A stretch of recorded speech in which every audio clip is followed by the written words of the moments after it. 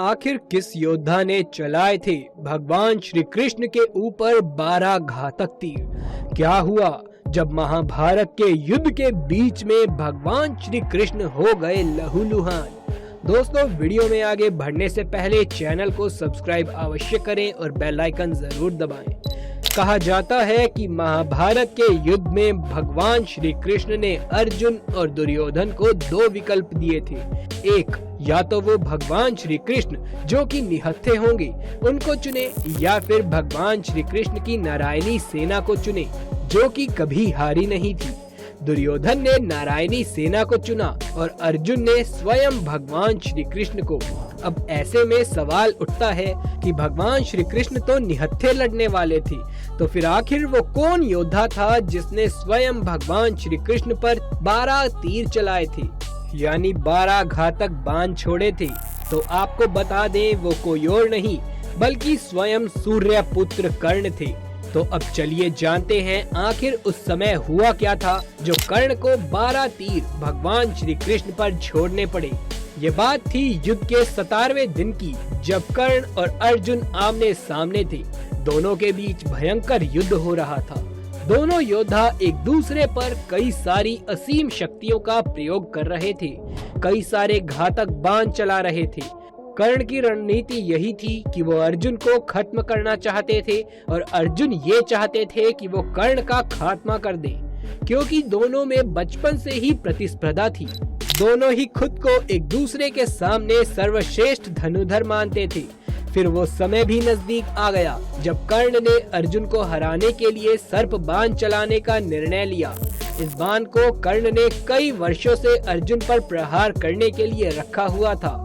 दोस्तों, क्या आप जानते हैं ये बाण क्या था?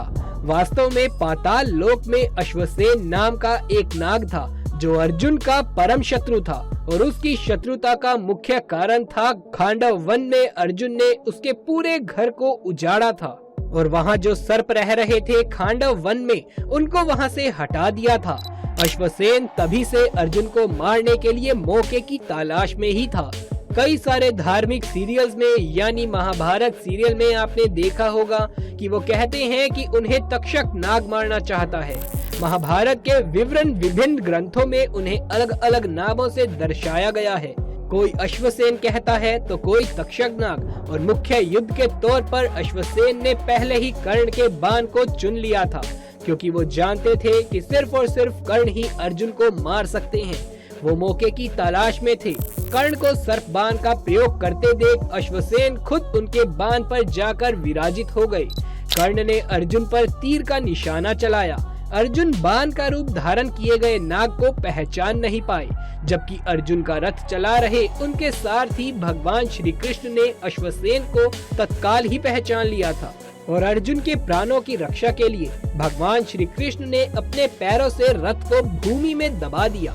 रथ का पहिया जमीन में धंस गया, घोड़े बैठ गए और तीर अर्जुन के गले की बजाय उसके मस्तिष्क यानी कि उसके मुकुट को छटक कर धरती पर जा गिरा। इस तरह भगवान श्री कृष्ण ने अर्जुन को बचा लिया। अर्जुन और भगवान श्री कृष्ण रथ के धसे पहिए को निकालने के लिए नीचे उतरे। तभी मौका देखकर कर्ण ने अर्जुन पर वार करना शुरू कर दिया, और तभी अर्जुन की ढाल कोई और नहीं बल्कि स्वयं भगवान श्री कृष्ण बने। उसी समय मौके पर 12 तीर यानी कि 12 घातक बाण जाकर भगवान श्री कृष्ण के शरीर में धंस गए।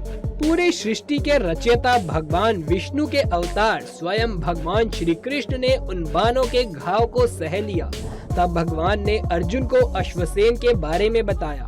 अर्जुन ने 6 तीरों की सहायता से अश्वसेन के टुकड़े टुकड़े कर दिए, और इस तरह भगवान श्री कृष्ण ने स्वयं पीड़ा सहते हुए अपने परम प्रिय अर्जुन को बचा लिया।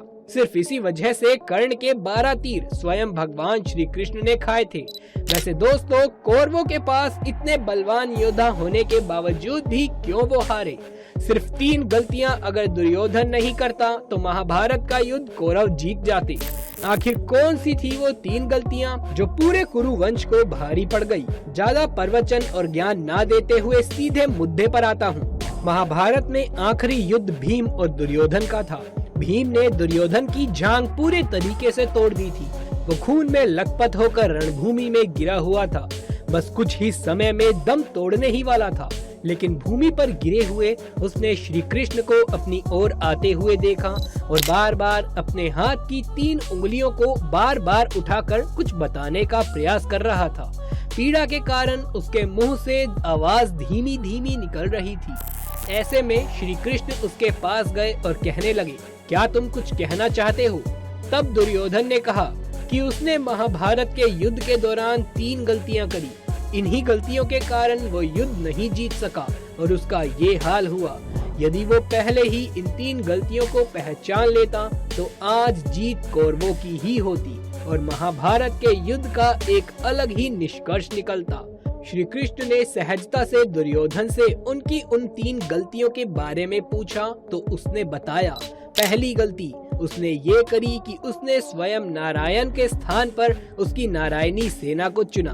दोस्तों, ये तो आपको पता ही होगा, जैसे कि हमने पहले भी बोला कि जब भगवान श्री कृष्ण ने अर्जुन और दुर्योधन को विकल्प दिया था कि या तो वो भगवान श्री कृष्ण को चुन सकते हैं या उनकी नारायणी सेना को, तो दुर्योधन ने उनकी अपराज्य नारायणी सेना को चुना, क्योंकि उन्हें लगा कि निश्चित ही नारायण यानी कि स्वयं भगवान श्री कृष्ण कुछ नहीं कर पाएंगे और अगर वो कौरवों के पक्ष में होते तो आज परिणाम कुछ और ही होता। दूसरी गलती उसने ये बताई कि उसने अपनी माता के लाख कहने पर भी वो उनके सामने पेड़ के पत्ते से बना हुआ लंगोट पहनकर चला गया। उसकी माता ने उसे कहा था कि वो नग्न अवस्था में आए ताकि वो अपने संचार और अपने प्रचार द्वारा बचाई गई शक्ति को अपने पुत्र दुर्योधन को दे सके, जिससे वो रणभूमि में अजय हो जाए। लेकिन यहाँ पर भी भगवान श्री कृष्ण की लीला थी, जिसके द्वारा लज्जित होकर दुर्योधन को पत्ते लपेटकर जाने पड़े और इस वजह से उसकी जांघ और मुख्य अंग शक्तिहीन हो गया और इसी वजह से दुर्योधन परास्त भी हुआ था। तीसरी और अंतिम गलती उसने ये कही कि उसने युद्ध में आखिरी में जाने की भूल करी। यदि वो पहले ही जाता तो कई बातों को वो पहले ही समझ सकता था और शायद उसके भाई और मित्रों की जान ना जाती। उसे ये पहले ही पता चल जाता कि उसे शुरू से लेकर अंत तक अश्वत्थामा को ही सेनापति बनाना चाहिए था, लेकिन उसने ऐसा नहीं किया। अगर वो युद्ध भूमि में पहले ही उतर जाता यानी कि सबसे आगे रहता तो वो ये जान पाता कि आखिर कौन सा योद्धा कहाँ सही रहेगा, कहाँ पर वो किस योद्धा पर भारी पड़ सकता है। भगवान श्री कृष्ण ने विनम्रता से दुर्योधन की ये सारी की सारी बातें सुनी और फिर उन्होंने उससे कहा, तुम्हारी हार का मुख्य कारण तुम्हारा अधर्मी व्यवहार और अपनी ही कुल वधू का वस्त्र हरण करवाना था। तुमने स्वयं तो अपने कार्य से अपना भाग लिखा है दुर्योधन। श्री कृष्ण के कहने का तात्पर्य था कि तुम अपनी इन 3 गलतियों के कारण नहीं हारे, बल्कि तुम अधर्मी हो इसीलिए हारे। तुम अपने कुल वधू का ही वस्त्र हरण करवा रहे थे, तुम पांडवों को नीचा दिखा रहे थे, तुम्हें सिर्फ और सिर्फ तुम्हारा अहंकार लेकर डूबा है, हे निर्दयी दुर्योधन। वैसे भी दोस्तों, भगवान विष्णु ने धरती पर तब जन्म लिया है जब अधर्म और अत्याचार बढ़ा है। अब तक भगवान ने 9 अवतार लिए हैं, लेकिन माना जाता है कि कलयुग के अंत में भगवान का 10वां अवतार भी होगा। भगवान श्री कृष्ण को विष्णु जी का 8वां अवतार माना गया था और वो भगवान के परम अवतार माने गए, यानी सारे ही गुण भगवान के इस अवतार में शामिल थे। श्रीमद् भगवत में श्री कृष्ण ने कहा है कि धरती पर जब भी अधर्म बढ़ेगा वो जन्म लेंगे। विष्णु पुराण में भगवान ने 10 मुख्य अवतार बताए हैं और 10वां अवतार होगा कल्कि अवतार, यानी भगवान स्वयं धरती पर आएंगे। लेकिन हम स्वयं ही भगवान को नहीं पहचान पाएंगे और हम खुद स्वामी नारायण भगवान से लड़ेंगे। लेकिन ऐसा क्यों हम अपने ही भगवान से लड़ेंगे? जानना चाहते हैं तो हमारे चैनल पर हमने इससे रिलेटेड भी वीडियोस बना रखी हैं, जरूर से जाकर देखिएगा, बहुत अच्छी वीडियोस बनी हैं। बाकी यदि आपको ये वीडियो पसंद आया हो तो इसे एक लाइक करके अपने दोस्तों और रिश्तेदारों में ज्यादा से ज्यादा शेयर कर दें। कमेंट बॉक्स में जय श्री कृष्ण लिखना बिल्कुल भी न भूलें। आगे भी ऐसे वीडियोस देखते रहने के लिए चैनल को सब्सक्राइब कर पास वाले बेल आइकन को भी दबा लीजिए। जल्द मुलाकात होगी आपसे किसी अगली वीडियो में, तब तक के लिए आप सभी का धन्यवाद।